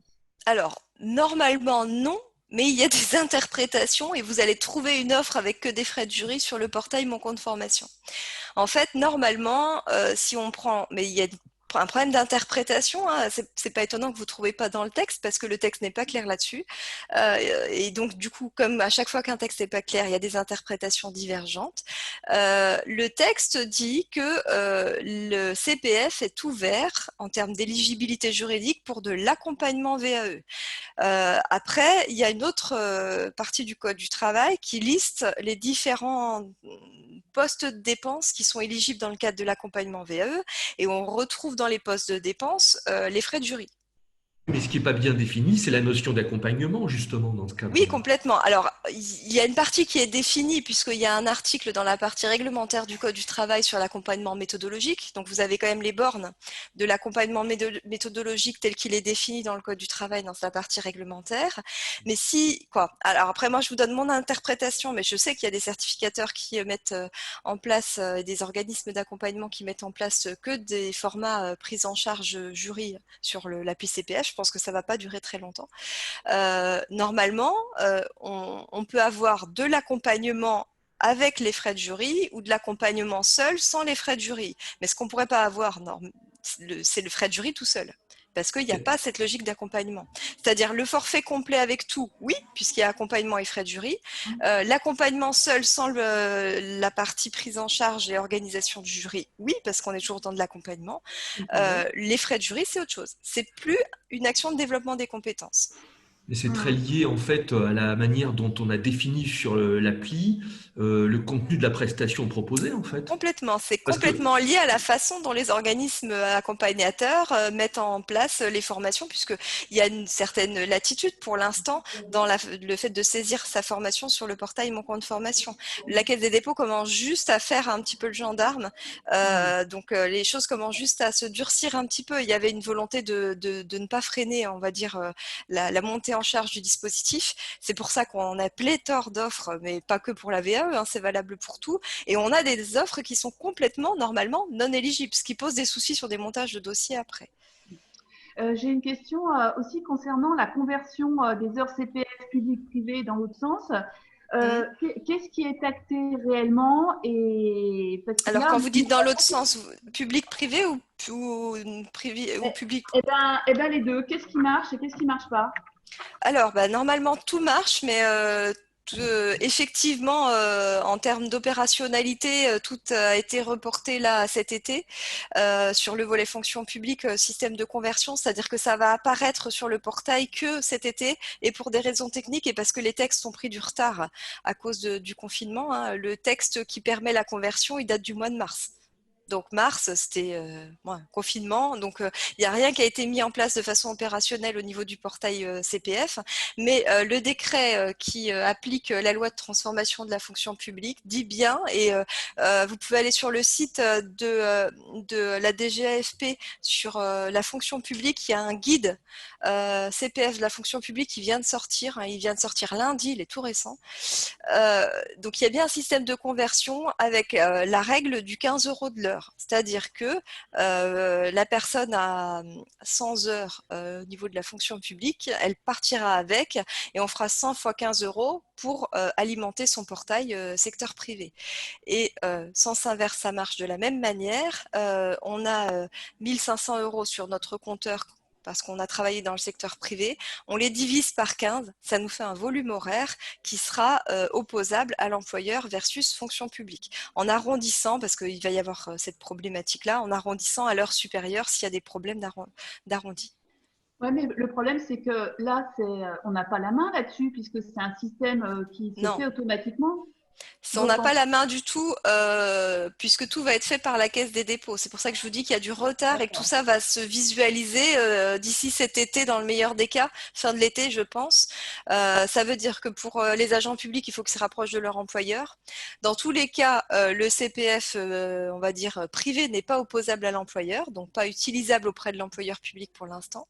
Et dans le sens inverse, de la même manière, si vous venez de quitter la fonction publique pour aller sur le secteur privé, vous n'allez pas voir encore votre compteur avec cette règle de répartition 15 €. Ça devrait être affiché forcément d'ici la fin de l'année, mais c'est une mécanique où on attendait le texte est tombé, alors j'ai plus la date en tête, mais vraiment tout début mars, quelques jours avant le confinement, et donc ça a été, il y a eu un enchaînement de circonstances qui fait qu'il y a un décalage. J'ai une dernière question, enfin, peut-être pas la dernière, mais pour moi, en lien. Je pense qu'on va peut-être dire que c'est la dernière, mais vous pourrez en reposer via le chat et puis j'y répondrai par ailleurs, parce qu'on a dépassé un peu le timing. C'est toujours dans l'idée du CPF pour les personnes reconnues travailleurs handicapés. Comment elles font pour demander cet abondement possible par rapport à leur reconnaissance? Alors, il faut qu'elles se rapprochent de la GFIP avant de monter le dossier sur l'appli. C'est-à-dire qu'il ne faut surtout pas qu'elles montent un dossier en se préinscrivant seule sur une formation directement sur le portail Mon compte formation. Il faut renverser la perspective, en tout cas pour l'instant, tant que le système d'abondement ne marche pas au niveau du portail portail. Il faut déjà aller voir le conseiller AGFIP pour voir quelles aides individuelles sont possibles et c'est lui qui fera la démarche en sens inverse de montage CPF. C'est comme pour les demandeurs d'emploi. Pour les demandeurs d'emploi, pour l'instant, s'ils n'ont pas suffisamment d'euros sur leur compteur CPF et qu'il y a besoin d'un abondement Pôle emploi, il ne faut surtout pas aller s'inscrire en premier sur l'appli CPF et commencer à monter un dossier, parce qu'autrement le reste sera à la charge de la personne sur ses deniers propres. Il faut monter le dossier en amont avec Pôle emploi, via Kéros, via l'aide individuelle à la formation, et c'est Pôle emploi qui s'occupera du volet CPF. Tant que les abondements ne marchent pas au niveau technique, au niveau de la plateforme, on renverse, on va dire, l'initiative du projet quand un abondement est nécessaire. Sachant que la GFIP, chez nous, c'est pas valable dans toute la France, mais chez nous, il y a un parti pris de ne plus financer ni VAE ni formation aux dernières nouvelles.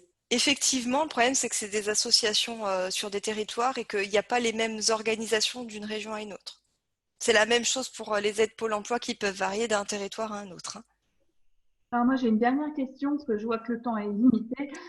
C'est par rapport quand la VAE collective, j'avais compris que l'entreprise pouvait quelque part squatter le CPF des salariés quand il s'agissait des abondements de pénalités parce qu'elle n'avait pas respecté, mais pas le CPF normal.